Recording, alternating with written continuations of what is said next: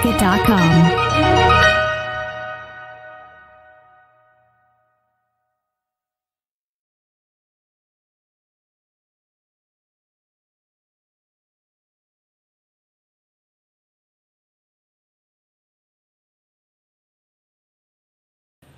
Assalamualaikum warahmatullahi wabarakatuh. Bagaimana kabar kalian hari ini? Mudah-mudahan masih diberikan kesehatan dan perlindungan oleh Allah Subhanahu wa taala. Amin amin ya rabbal alamin. Oke, kembali lagi dengan channel Faza Ender. Silakan yang belum subscribe, silakan subscribe terlebih dahulu dan bunyikan juga lonceng notifikasinya supaya kalian bisa mendapatkan pemberitahuan tentang video yang saya upload, baik itu tentang pembelajaran ataupun yang lain. Pada video kali ini kita akan belajar tentang kalor dan perpindahan kalor. Kalor di sini sangat erat kaitannya dengan kehidupan manusia. Apa itu kalor? Kalau kita artikan dalam bahasa sini, kalor itu panas, energi panas. Oke, tidak usah menunggu lama, kita mulai saja pembelajaran tentang kalor. Bab yang kelima, kalor dan perpindahan kalor. Apa itu kalor? Kalor adalah bentuk energi yang berpindah dari benda yang suhunya tinggi ke benda yang suhunya rendah ketika kedua benda itu bersentuhan. Jadi kalor dia bisa berpindah dari suhu tinggi ke suhu rendah ketika dua benda itu bersentuhan. Tapi kalau dua benda itu tidak bersentuhan, tidak mencampur, maka tidak akan ada perpindahan kalor. Nah, satuan internasional dari kalor adalah joule. Ada juga kalori. 1 kalori sama dengan 4,2 joule atau 1 joule sama dengan 0,24 kalori. Ini secara umum tentang kalor, pengertian dan satuannya. Nah, pengaruh kalor terhadap suhu zat. Jika suatu zat menyerap kalor, maka benda itu suhunya akan naik. Tapi kalau suatu zat tersebut melepaskan kalor, maka suhu pada zat tersebut dia akan turun. Seperti halnya ini, air panas ditambah dengan es batu. Air panas kalornya banyak, es batu kalornya sedikit. Ketika air panas dicampur dengan es batu, maka air panas akan melepaskan kalor dan es batu dia akan menerima kalor. Nah, yang terjadi apa? Terjadilah air hangat. Karena perpaduan antara kalor yang banyak dan kalor yang sedikit. Ini melepas, ini menerima. Seperti itu. Jumlah kalor. Kalor di sini dilambangkan dengan huruf Q. Q besar yang diserap atau dilepaskan oleh suatu zat. Antara yang tadi, kalau yang dilepas, kalau yang diterima itu berapa? Ini ada rumusnya di mana Q sama dengan C M delta T. Supaya lebih singkat, supaya lebih mudah untuk menghafal, ini bisa kalian singkat, kalor sama dengan camat. CM delta T, camat. Mana kalau kalian dijadikan segitiga ajaib, di sini di atasnya Q, kemudian di bawahnya C, M dan delta T. Jika ditanyakan Q-nya ditutup, maka rumusnya ini C kali M kali delta T. Jika yang ditanyakan C-nya, maka C sama dengan Q per M kali delta T. Kalau yang ditanyakan M-nya, maka M sama dengan Q per C kali delta T dan seterusnya. Yang pernah sudah saya ajarkan di kelas. Nah, di mana Q adalah jumlah kalor, satuannya adalah joule atau kalori, M adalah massa benda, satuannya kilogram, kalor jenis itu joule per kilogram derajat Celcius atau mungkin juga bisa Kelvin. Kemudian delta T adalah kenaikan suhu atau perubahan suhu. Perubahan suhu di sini adalah suhu akhir dikurangi suhu awal. Suhu awalnya katakanlah 20 derajat. Ternyata suhu akhirnya 75 derajat. Berarti 75 derajat dikurangi 25. Maka delta T-nya adalah 50. Itu misalkan. Di suhu delta T itu perubahan suhu, kenaikan suhu akhir dikurangi suhu awal, atau T dikurangi TO, atau T2 dikurangi T1. Nah, contoh soal ini, perhatikan contohnya. Berapakah kalori yang diperlukan untuk mendidihkan 1 kg? Jadi ini adalah M-nya. Jika suhu awalnya 25 derajat, ini T1-nya, sampai 100 derajat, ini T2-nya, dan kalori jenisnya C, ini adalah 4,2 kali 10 pangkat 3 Joule per kilogram derajat. Nah, di sini yang ditanyakan adalah Q. Nilai Q berapa? Ini yang ditanyakan. Berapakah? Kemudian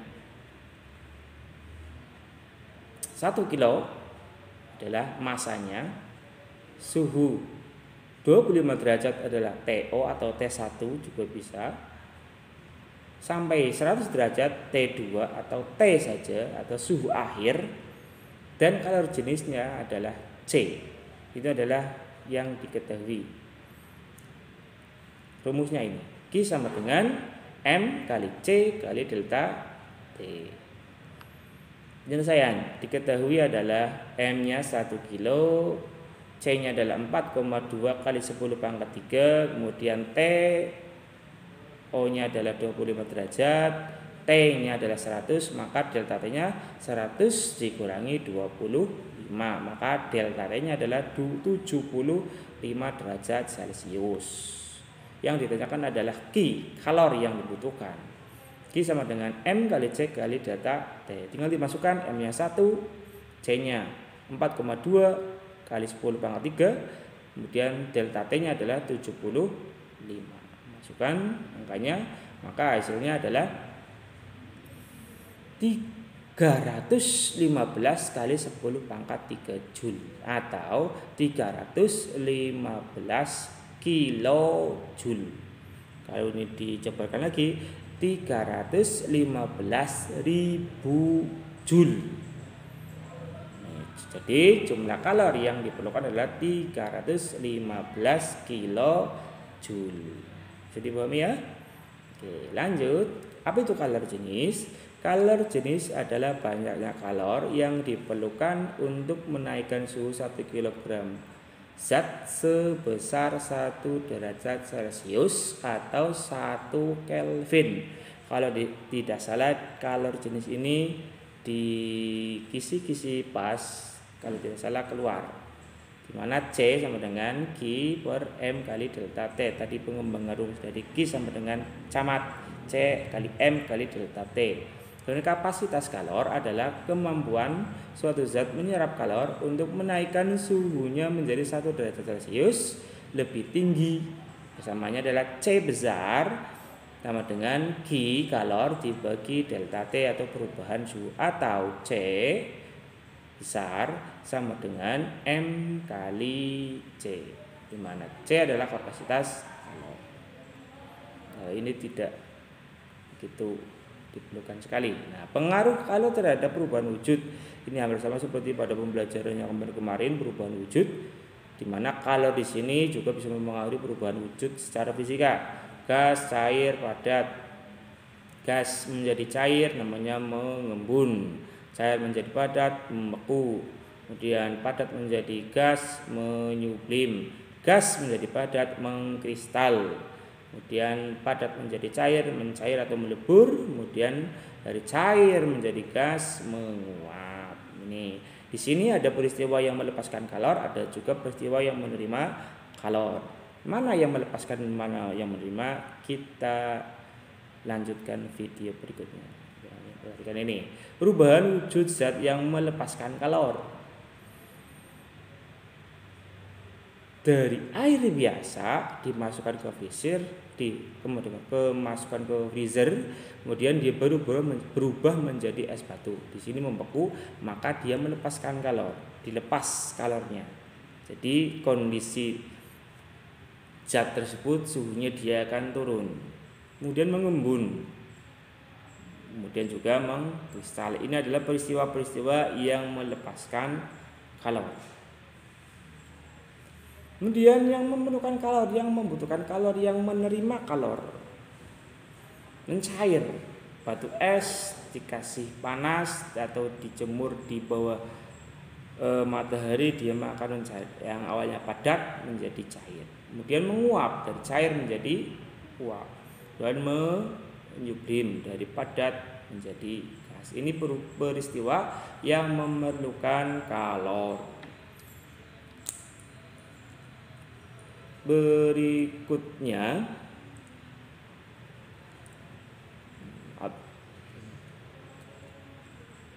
kalor laten adalah kalor yang dilepas atau diserap pada saat perubahan wujud zat. Satuannya adalah joule per kilogram. Kalor laten terdiri dari dua, yaitu kalor lebur dan kalor uap. Yang pertama dulu kita bahas kalor lebur. L atau kalor lebur sama dengan Q per M, maka Q sama dengan M kali L. Biasanya kalau saya singkat temul, kalor lebur singkatannya temul. Q sama dengan M kali L. Kalor lebur adalah kalor yang diperlukan oleh satu satuan massa zat padat untuk mencair atau melebur pada titik leburnya. Apa itu titik lebur? Suhu zat ketika melebur. Kalor beku, ada juga kalau ada kalor lebur pasti ada kalor beku. Kalor yang diperlukan oleh satu satuan massa zat cair untuk membeku pada titik bekunya. Berikutnya adalah titik beku. Apa itu titik beku? Suhu zat ketika membeku, itu adalah titik beku. Di sini ada grafik, ada titik A, B, C, D, dan E. Keterangannya A ke B, maka dia perubahan suhu. Wujudnya adalah es. Dia masih es, tapi suhunya akan berubah. Biasanya di sini menggunakan rumus Q sama dengan M kali C kali delta T. Tapi kalau BC, wujud es dan air, proses melebur. Berarti dari A ke B suhunya naik, wujudnya sama adalah es. Tapi ketika B ke S, ketika suhunya sudah naik, maka wujud yang tadinya padat berubah menjadi cair, tetapi suhunya sama. Saya ulang sekali lagi. A ke B suhunya naik, zatnya batu es. Tapi kalau titik B ke C suhunya sama, wujudnya berubah dari padat menjadi cair. Maka di sini rumusnya adalah Q sama dengan M kali L. Di sini Q sama dengan M kali L. Kalau di sini A ke B, Q sama dengan M kali C kali delta T. Sama. Karena titik lebur es atau titik beku air adalah 0 derajat Celcius. Sekarang kalor uap, yang tadi kalor lebur, sekarang kalor uap atau kalor embun. U sama dengan Q sama dengan M, atau Q sama dengan M kali U. Singkatannya adalah kemu. Q sama dengan M kali U. Kalor uap adalah kalor yang diperlukan oleh satu satuan massa zat cair untuk menguap pada titik didihnya. Apa titik didih? Suhu zat ketika mendidih. Kalor embun, kalor yang diperlukan oleh satu satuan massa gas untuk mengembun pada titik embunnya. Apa itu titik embun?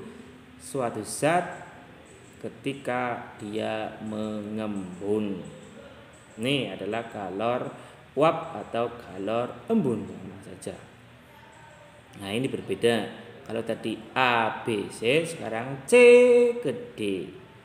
C ke D wujud air. C ke D dia wujudnya air, tetapi suhunya naik. Suhunya berubah. Berapa menjadi 100 derajat Celcius. C ke D. Ini rumusnya sama, Q sama dengan C kali M kali delta T, camat. Tapi kalau D ke E wujud air dan uap. D ke E suhunya sama,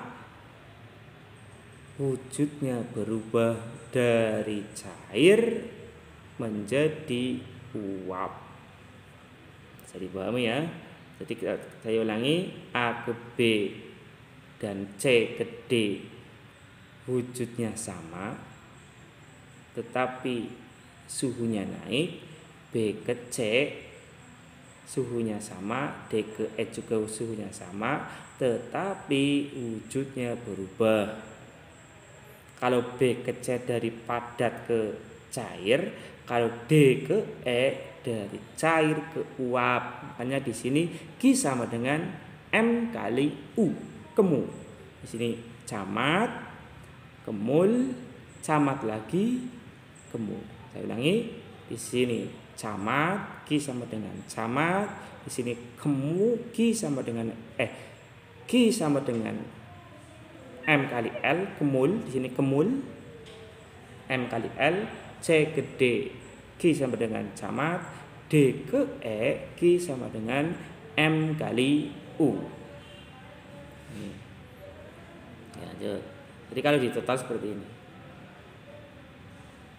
Q1 camat, Q2 kemul, Q3-nya camat lagi, Q4-nya adalah kemul lagi, naik lagi, camat lagi. Seperti itu. Oke, lanjut. Nah, penguapan dapat dipercepat dengan cara yang pertama adalah pemanasan. Ketika ada suhu yang menguap atau air yang menguap, caranya yang pertama adalah dengan dipanaskan atau menaikkan suhu. Salah satu contohnya adalah menjemur pakaian di bawah sinar matahari yang tadinya basah. Ketika dijemur setelah beberapa jam, maka pakaian kalian akan kering jika sinar mataharinya banyak. Contoh yang lain adalah memperluas permukaan zat cair. Contohnya ketika kalian minum kopi, minum teh, minum susu atau minum coklat panas, pengen langsung diminum supaya lebih mudah diminum, biasanya kalian akan menuangkan kopi, teh atau yang lain yang air panas ke dalam wadah yang permukaannya lebih lebar. Tujuannya untuk apa? Supaya terjadi penguapannya lebih cepat.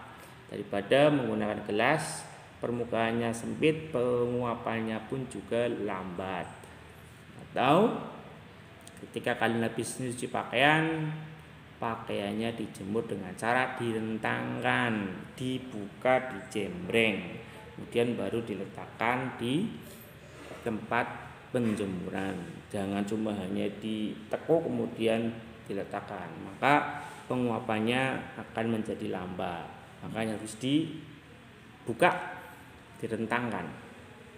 Kemudian mengalirkan udara di atas permukaan zat cair atau mengurangi tekanan udara pada permukaan zat cair. Kalau mengurangi tekanan biasanya di daerah pegunungan. Tekanan di daerah pegunungan tekanannya sangat kecil. Makanya ketika kalian habis memasak air, mendidihkan air di daerah pegunungan, dalam waktu beberapa menit kemudian airnya dibuka, biasanya airnya akan cepat dingin atau meniup.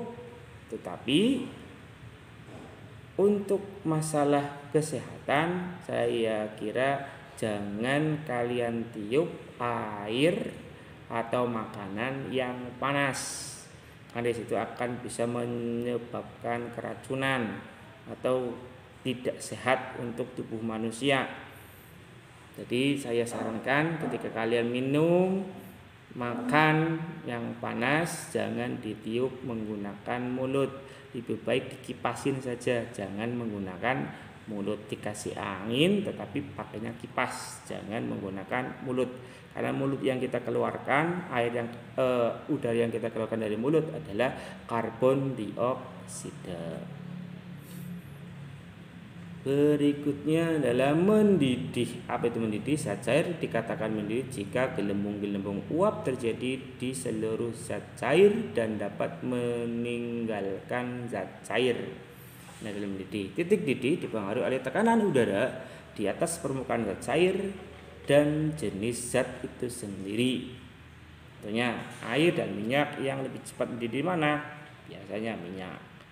Seperti itu. Nah, azaz black sekarang. Azaz black itu berbunyi kalori yang diterima oleh suatu zat sama dengan kalori yang dilepas. Yang tadi air panas dikasih es, air panas melepaskan kalori, kemudian es menerima kalori. Yang melepas dan yang menerima sama. Misalkan yang melepaskan air panas itu 10 Joule, maka kalori yang diterima oleh es juga akan 10 Joule. Makanya Q lepas sama dengan Q terima. Nah, sekarang perpindahan kalor. Kalau kita sudah selesai, kita masuk ke perpindahan kalor. Ada 3 perpindahan kalor secara konduksi, konveksi, dan radiasi. Mungkin sudah kalian dapatkan ketika waktu SD, mungkin sudah pernah kita mengulang lagi.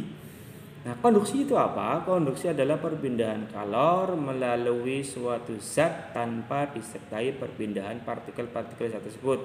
Contohnya apa? Ketika kalian memanaskan logam, ujung logam kalian panaskan, kalian memegangnya di ujung satunya, tetapi tangan kalian tidak menempel dengan api, tapi lama-kelamaan ujung dengan ujung akan merambatkan atau mengirimkan kalor ke tangan kalian, maka tangan kalian juga akan terasa panas.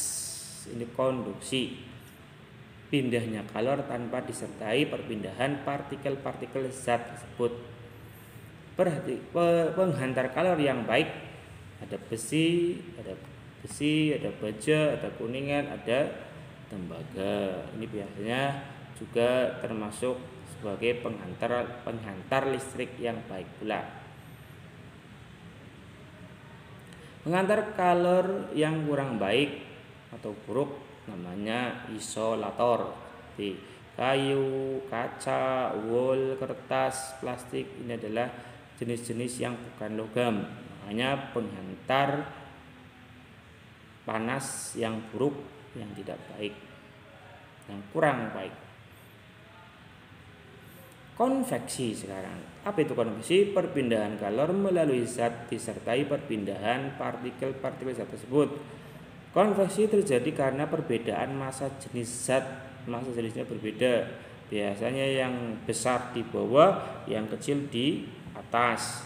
Konveksi terjadi dalam zat cair dan gas. Contoh, ini ketika kalian lagi memasak air, bagian yang paling panas terlebih dahulu adalah bagian bawah. Misalkan kalian meletakkannya di bagian pinggir, maka yang akan panas dulu juga sebagian ini dulu. Tapi ketika kalian memanaskannya di bagian tengah, yang panas lebih dahulu adalah bagian yang tengah. Tapi kalau rata seperti yang ada pada kompor, ini juga mendidihnya pun juga akan rata. Perpindahan kalornya pun juga akan rata. Buktinya apa? Buktinya adalah ketika air ini sudah mendidih, di sini akan terjadi gelembung-gelembung. Ini menandakan bahwasanya ada pergerakan kalor dari atas ke bawah. Mohon maaf, bukan dari atas ke bawah, tapi dari bawah ke atas. Makanya di sini akan terjadi gelembung ketika sudah mendidih. Contoh yang lain adalah terjadinya angin laut. Itu angin laut terjadi pada siang hari. Makanya biasanya digunakan oleh para nelayan tradisional untuk kembali pulang ke daratan. Bertiupnya angin dari laut ke darat itu namanya angin laut. Kemudian angin darat. Angin darat kebalikan dari angin laut. Kalau angin darat, tekanan di darat tinggi, tekanan di laut rendah, maka tekanan darat, tekanan yang tinggi akan menekan yang lebih rendah. Itu adalah prinsip dasarnya seperti itu. Maka ketika terjadi perpindahan tekanan, maka juga terjadi perpindahan kalor. Maka di sini angin darat biasanya digunakan oleh para nelayan tradisional, digunakan untuk berangkat mencari ikan di laut. Biasanya terjadi pada malam hari. Contoh-contoh dari peristiwa yang lain adalah sistem pendinginan mobil atau radiator. Makanya di sini dikasih air, kemudian pembuatan cerobong asap yang dibikin naik ke atas. Tujuannya untuk apa? Supaya ketika dia membuang gas atau sisa dari produksi, dia akan naik ke atas, tidak ke bawah. Kalau ke bawah nanti terjadilah pencemaran udara, langsung dihirup oleh manusia ataupun makhluk hidup yang lain. Tapi kalau cerobong asapnya dibuat naik ke atas, maka asap yang dikeluarkan oleh pabrik dia akan langsung menuju ke angkasa sana. Jadi tidak begitu mengganggu pernapasan manusia. Berikutnya adalah lemari es. Ini juga prinsip dari perpindahan panas. Berikutnya adalah radiasi, perpindahan kalor tanpa zat perantara atau medium. Contohnya adalah sinar matahari sampai ke bumi melalui radiasi. Maksudnya tidak ada zat perantara seperti ini. Bumi, kemudian matahari. Di tengah-tengah di sini adalah ruang hampa udara. Udara pun tidak ada. Kita bicara seperti ini karena ada udara. Kalian bisa mendengar suara saya karena ada udara. Tapi yang di sini ruang hampa udara tidak ada udara. Tapi panasnya, panas dari matahari bisa sampai ke bumi. Karena gelombang ini adalah gelombang elektromagnetik, makanya dia bisa menembus tanpa adanya media, tanpa adanya udara pun bisa menembus, seperti itu.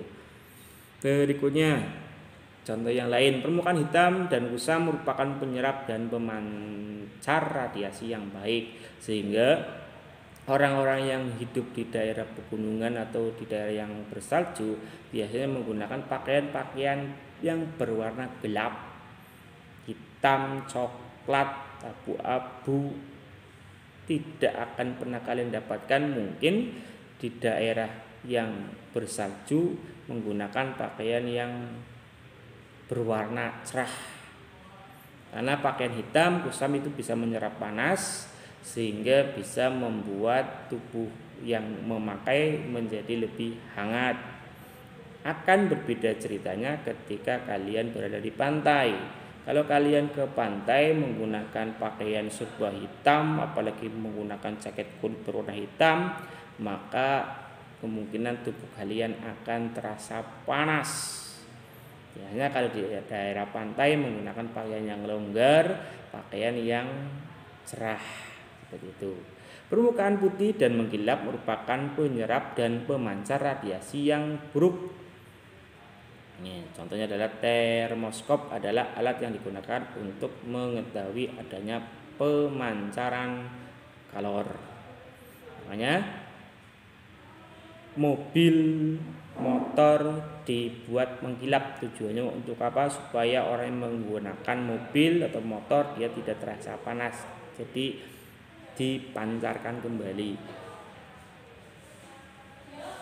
Pemanfaatan kalor dalam kehidupan sehari-hari, contohnya adalah panci masak, bagian yang digunakan untuk memasak mengkilap dari bahan konduktor, tapi untuk gagang ini untuk pegangan tangan, untuk membuka tutupnya ini dibuat menggunakan bahan isolator. Kemudian termos ini termasuk juga penerapan kalor dalam kehidupan sehari-hari, termasuk juga setrika, kemudian juga solder. Oke, demikian untuk materi hari ini. Mudah-mudahan bermanfaat. Kurang lebihnya mohon maaf. Silakan kalian share ke teman-teman kalian yang belum mendapatkan materi ini. Mudah-mudahan ini membantu dalam belajar PJJ kalian. Saya akhiri. Wassalamualaikum warahmatullahi wabarakatuh.